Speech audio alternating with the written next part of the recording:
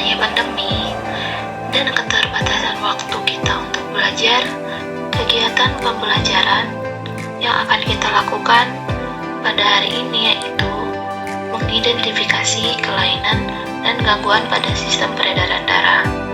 2. Menjelaskan teknologi yang berkaitan dengan kesehatan jantung. Tujuan pembelajaran untuk mengetahui kelainan dan gangguan pada sistem peredaran darah dan untuk mengetahui teknologi yang berkaitan dengan kesehatan jantung. Gangguan sistem peredaran darah. Ada beberapa penyakit kelainan yang dapat terjadi pada sistem peredaran darah manusia. Antara lain, sklerosis. Sklerosis ini terbagi menjadi dua, yaitu arteriosklerosis dan aterosklerosis. Ketika tekanan darah dalam keadaan maksimum, arteri mengembang untuk mengimbangi tekanan darah. Namun, seiring dengan bertambahnya usia, dinding arteri kehilangan elastisitasnya akibat penimbunan zat kapur. Keadaan inilah yang disebut arteriosklerosis. Hilangnya elastisitas arteri memengaruhi jumlah darah yang melewati arteri dan akhirnya akan berpengaruh juga terhadap jumlah oksigen yang tersebar ke seluruh tubuh. Orang yang memiliki kadar kolesterol tinggi dalam darahnya di permukaan atau dinding dalam arterinya dapat terakumulasi deposit lemak.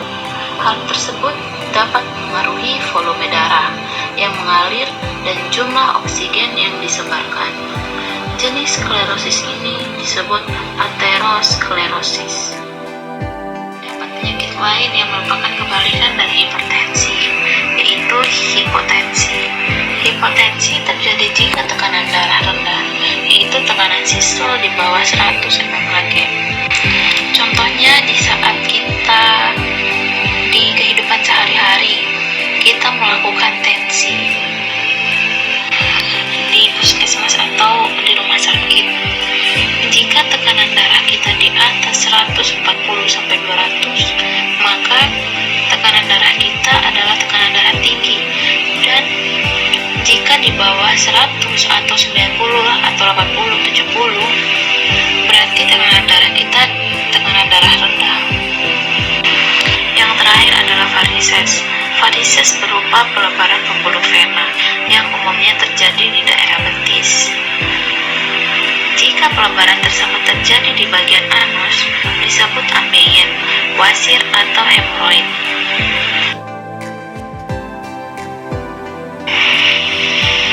Pengembangan teknologi jantung. Penyakit jantung dan stroke adalah penyakit pembunuh nomor 2 di Indonesia. Jantung dapat mengalami kelainan sehingga tidak mampu memompa darah dengan optimal dan kebutuhan metabolisme jaringan tidak dapat terpenuhi dengan baik. Beberapa penyakit yang berhubungan dengan jantung ini diantaranya adalah arteri, koroner, hipertensi, dan arteriosklerosis. Jantung merupakan organ yang sangat vital. Gangguan pada jantung dapat mengakibatkan seluruh tubuh terganggu. Oleh karena itu, teknologi untuk mengatasi permasalahan jantung berkembang pesat. Teknologi yang berhubungan dengan jantung antara lain adalah alat EKG atau elektrokardiograf, alat pacu jantung atau defibrilator, dan kateter balon. Elektrokardiograf atau EKG adalah alat yang digunakan untuk mendeteksi kondisi jantung dengan cara memantau irama dan frekuensi detak jantung. Hasil pengukuran dengan menggunakan elektrokardiograf adalah elektrokardiogram. Elektrokardiograf pada jantung normal yang sehat dihasilkan grafik berulang yang teratur. Yang kedua, alat pacu jantung adalah alat yang digunakan untuk merangsang jantung berkontraksi kembali. Alat ini digunakan ketika jantung berhenti memompa darah.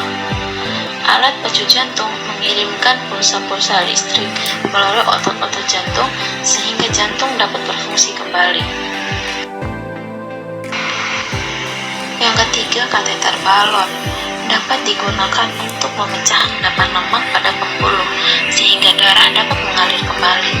Kateter adalah sebuah pipa panjang, ramping dan fleksibel, terbuat dari bahan lentur dan dapat dilihat dengan sinar X. Kateter dapat dilihat melalui layar monitor dan dikemudikan di sepanjang pembuluh darah atau di antara organ-organ tubuh. Perhatikan gambar-gambar ini.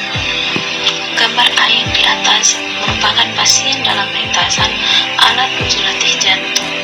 Gambar B merupakan elektrokardiograf pada jantung. Gambar C elektrokardiograf normal dan yang D adalah elektrokardiograf yang tidak normal. Terlihat perbedaan antara gambar C dan gambar D. Gambar C bentuknya teratur dan gambar D tidak teratur. Gambar A di bawah merupakan alat pecut jantung yang dapat merangsang jantung untuk berkontraksi kembali. Terlihat ada pasien yang sedang terbaring dan digunakan defibrilator untuk memacu jantungnya berkontraksi kembali. Gambar B merupakan kateter yang dimasukkan melalui sebuah pembuluh darah halus di lengan dan diarahkan ke jantung untuk mengukur tekanan darah di jantung. Selain teknologi di atas, ada beberapa teknologi lainnya yang bisa menjadi penyelamat bagi penderita jantung, seperti Left Ventricular Assist Device atau LV Assist Device.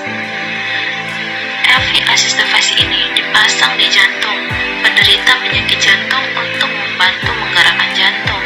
Kondisi ini biasanya terjadi pada penderita gagal jantung yang menyebabkan gerakan dinding jantung menjadi tidak sinkron yang makin memperlemah pompa jantung.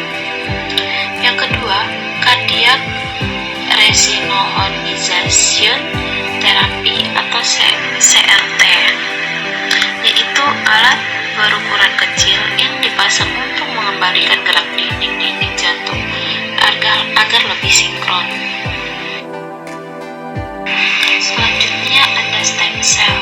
Teknologi stem cell di Indonesia kini sedang dalam tahap trial di RS Harapan Kita. Mereka sedang mengembangkan percobaan stem cell yang bisa diinjeksikan secara langsung ke dalam jantung pasien. Stem cell akan digunakan